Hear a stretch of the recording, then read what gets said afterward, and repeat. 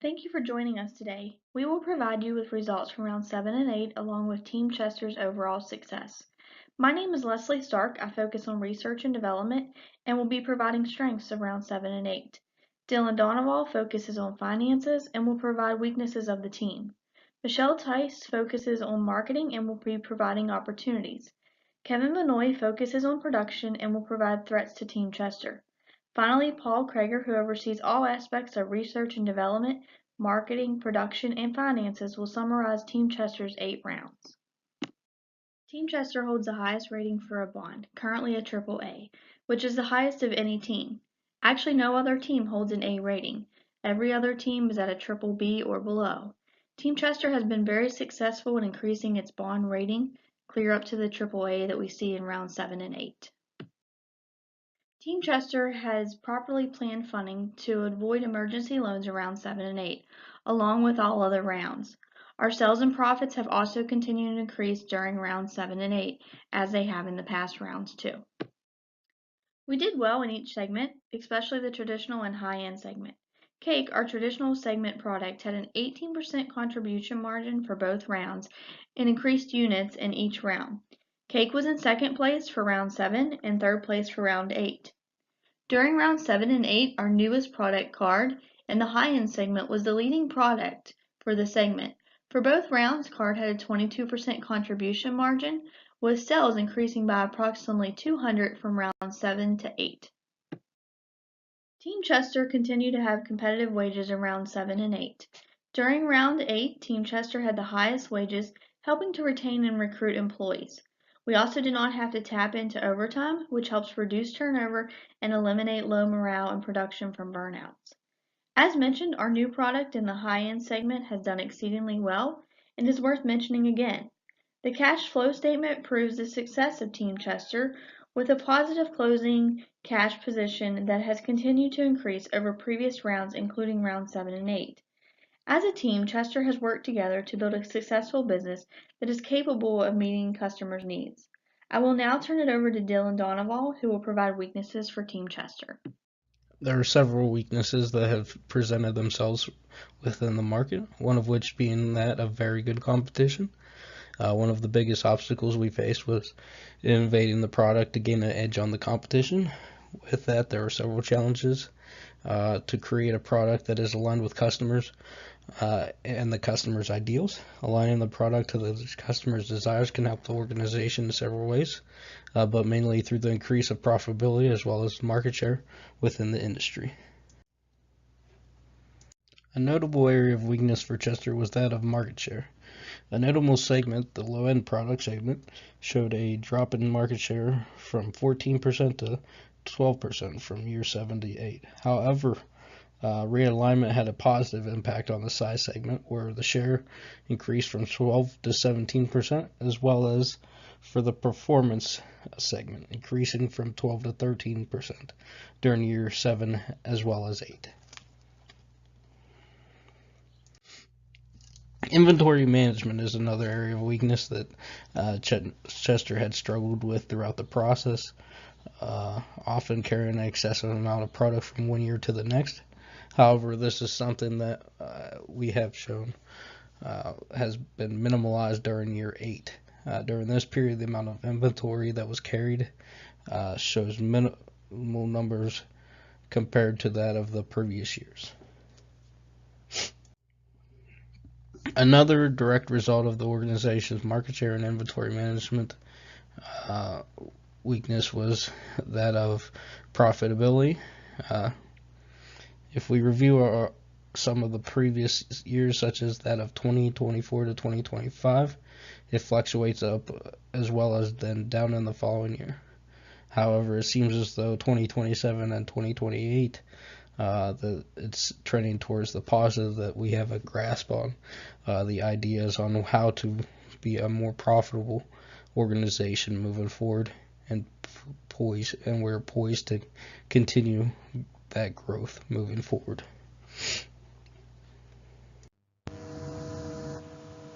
Hi, this is Michelle Tice, and I will be discussing the opportunities for Team Chester. One of the biggest considerations when identifying opportunities for Team Chester is external forces. These are the influences within the industry that are rarely controllable. Technology tops the list as a factor that must be considered presently and for the future. Technology changes at such a rapid pace, and companies need to stay on the cutting edge to remain competitive and profitable. It is essential for the organization to have a constant eye on the competition and what is being made available to consumers. Examining how consumers' wants and needs are changing within the industry and how competitors are adjusting to these changes in demand further provide opportunities for improvement and advancement for Team Chester. The company's solid foundation, strategic leadership, and numerous opportunities sets the stage for Team Chester to become a company well branded and even more profitable within the industry in the near future. Research and development is the starting point for all products. Competitors' products seem to be meeting more needs and buying criteria for consumers. During years 7 and 8, Chester began to make movements that would better situate products above competitors while also focusing on the customer buying criteria and evaluating the perceptual map for performance. Utilizing the perceptual map as a guide for future innovation will position products within the target segments. While this critique ends for the year 2027, future years will prove to be more successful for Chester in winning customers' approval and leading to increased sales and profitability. The company's financial position allows for future growth and the development of new products and the enhancement of current products that will exceed competitor offerings. Product pricing is a critical component when bringing products to the market. Customer buying criteria and competitor pricing is always in the forefront when determining a pricing strategy. Continually, Team Chester priced products comparable to competitors and attempted to offer consumers a better price. The team had this ability due to all of the strategic planning in each of the other areas. This same pricing approach applied in future years will continue to be advantageous for the company. Team Chester effectively utilizes sales and promotion budgets to make customers aware of our products and to have products available for customers to purchase. In comparison with competitors in the industry, effective utilization of these resources has yielded higher customer awareness and customer accessibility scores. The company has the opportunity to continue these methods to maintain the higher accessibility and awareness rankings in future years. Forecasting future sales is a challenging task when considering so many competitors and varying products. While Team Chester utilized the information available for the industry, better forecasting is always an opportunity to perform better in the future. Forecasting impacts sales, production, and ultimately profits for the organization. Gathering additional information and better analysis of competitor forecasting techniques will provide the team with additional data in which to make decisions.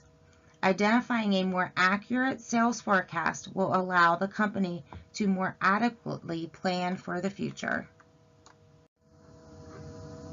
Marketing is an important partner for production.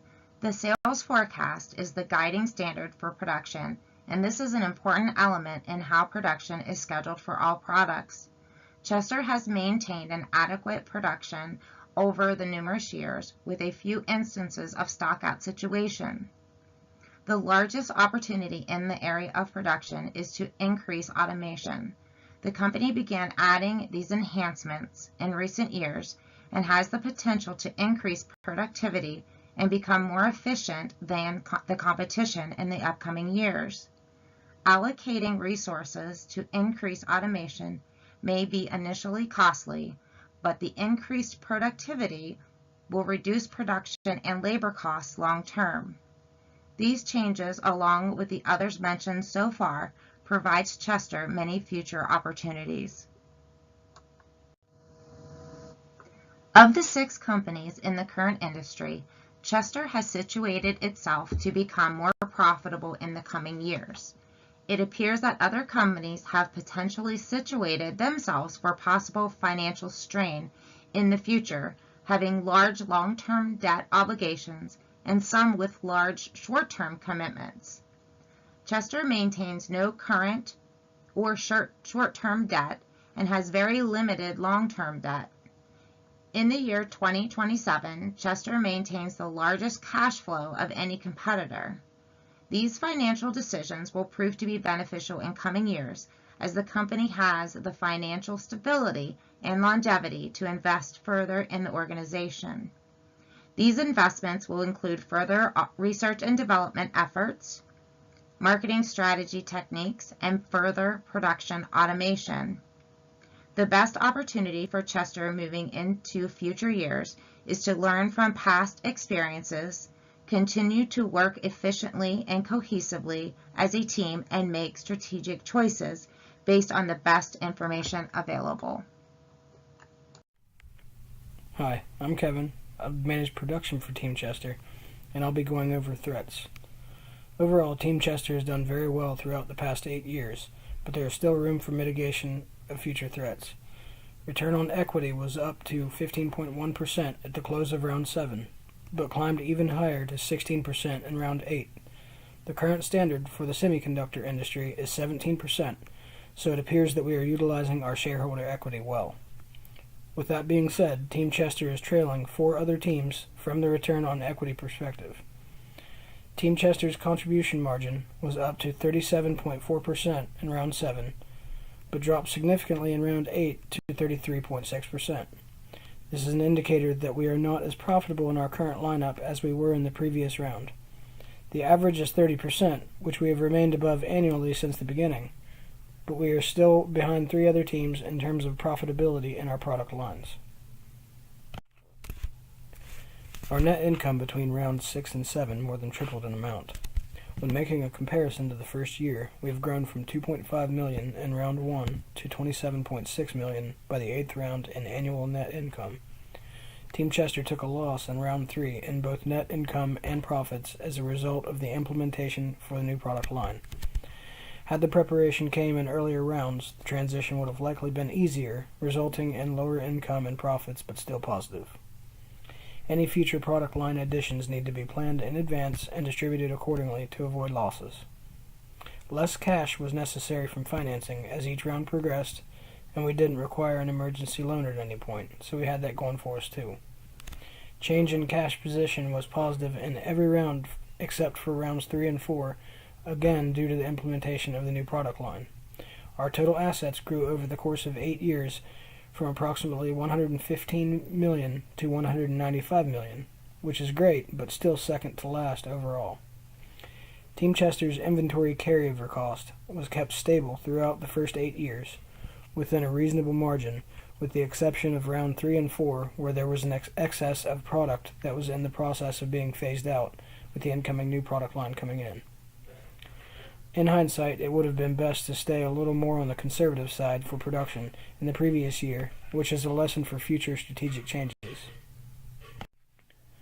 We maintained a little more capacity than necessary throughout all 8 years in our cedar, coat, and cake lines, which could have been sold off at the latest by round 7. We chose to do so in round 8, which made us a little lower in utilization for the previous rounds than would have been ideal. Moving forward, Team Chester should focus on maintaining adequate capacity, but ensuring they are not sitting on more than is necessary. With that being said, cedar and coat were underutilized in round 7, but corrected with capacity adjustment before round 8. Cure was underutilized in round 8. Capacity was sold off in round 8 for every product line to bring the margin closer, except for 2 products to remediate the excess. Market share has remained a constant with small amounts of growth for each round as we progressed. The 2 leading organizations maintain a significantly greater number of product lines, which likely result in their increased market share at Team Chester's expense. The solution moving forward would be the introduction of new product lines and effort to capture a greater market share. The overtime and turnover rates have remained constant, likely as a result of a lower investment in recruiting and training. The other teams appear to have invested more in those areas, and as a result have better turnover numbers as quality of workforce has increased along with employee satisfaction. As a result, productivity has remained a steady constant of 106%, which is third in comparison to the other organizations. In both rounds 7 and 8, all products looked great when considering the perceptual map. However, it appears that cedar and cake are falling outside of expectation. It would be best to attempt to make adjustments to remediate this in the near future. Hi, my name is Paul Krieger, and I will be wrapping up the analysis for our results through round 8 today. Team Chester has been able to continue its growth in the electronic sensor industry, largely due to its commitment towards creating a quality product for its customers at a cost both reasonable to those purchasing as well as to the company's bottom line. This has allowed us to become primarily internally funded, providing an opportunity to pass along the success of the corporation to its shareholders. One of the company's largest obstacles heading into its 7th and 8th years of business was aligning our products with those of our competitors within the industry. While significant design changes could better position the products in their corresponding segments, too much change would lead to development and production consuming a significant portion of the year. With that in mind, the executive team elected to maneuver each product as much as possible while ensuring that the revisions would launch within the next year. This product development plan, along with aggressive marketing and optimized production capacity, allowed Team Chester to obtain a net profit of over $21 million in year 7 and $28 million in year 8. This has resulted in a corporate cash position of approximately $97 million to date and the position of one of the industry's leading electronic sensor producers. Moving forward, the company should focus on 3 primary initiatives for future growth. First, although successful in the short term, Team Chester must continue to invest in all aspects of its business to stay on the leading edge of the industry. This includes new product development, increased marketing, and further production automation. Second, the company should annually evaluate its competitors' actions and results to gain a better understanding of its position and market conditions. Lastly, Chester should continue to share its success by providing further dividends to its investors when appropriate and passing along product savings to customers in the form of reduced prices. On behalf of Leslie, Dylan, Michelle, Kevin, and myself, we thank you for joining us today to hear about Chester's current market position. We look forward to continued success for both the company and its shareholders in the future.